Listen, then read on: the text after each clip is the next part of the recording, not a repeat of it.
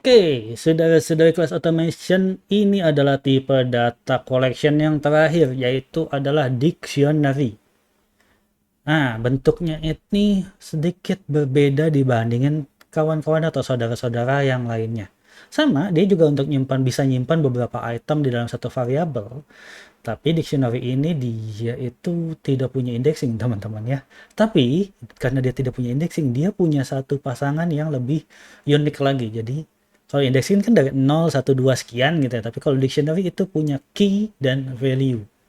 Key-nya itu adalah yang di depan. Jadi gini, kita punya dictionary ini pakai kurung kurawal ya kayak si set, cuman dia punya pasangan key dan value. Key-nya ini yang depan, semua key-nya itu akan berupa string, teman-teman. Sedangkan value-nya itu bebas, nggak harus string, jadi bisa tipe data apapun. Bahkan tipe data dictionary lagi bisa. Ya, di sini juga ada ya gini ya. Seperti ini tipe datanya macam-macam.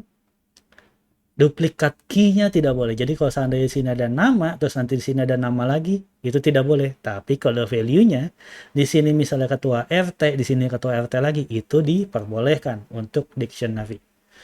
Mungkin teman-teman ngelihat, dictionary ini kayaknya pernah ngelihat, tapi di mana ya? Nah, kalau di bahasa pemrograman lainnya, dictionary ini namanya adalah objek, ya. Objek. Kalau di JavaScript mungkin namanya objek. Makanya itu ada bentuk lagi, tapi dia file bentuknya seperti dictionary, yaitu JSON atau JSON. Nah, oke, kita coba lanjutin dulu dictionary ini seperti apa. Kita kotak-tik dulu aja. Misalnya kita punya apa ya, my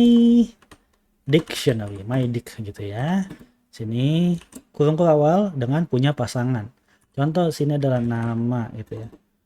Stringnya boleh kayak gini atau kutip double. Salah nama sini adalah Uno gitu ya, atau jangan Uno, enak ganti contoh, terus koma, pekerjaannya ini misalnya adalah programmer. Yes, canggih bang programmer. Terus dia punya sini gaji gitu ya, gajinya berapa? Saya punya gajinya 100 juta, mantap. Terus apa lagi, misalnya nah gini, WFH apa enggak gitu ya. WFH apa enggak, atau remote atau tidak remote, tanda tanya gitu ya. Misalnya sini adalah true, boleh kayak gini, jadi dia kerjanya remote.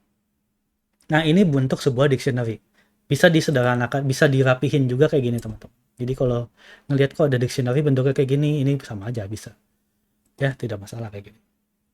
Nah, cuma gimana cara kita ngambilin ini key-nya, ini value-nya. Jadi yang bisa diambil itu adalah si value-nya. Misalnya kita mau ngambil value dari namanya si Pak Sentot ini. Jadi caranya gini, teman-teman.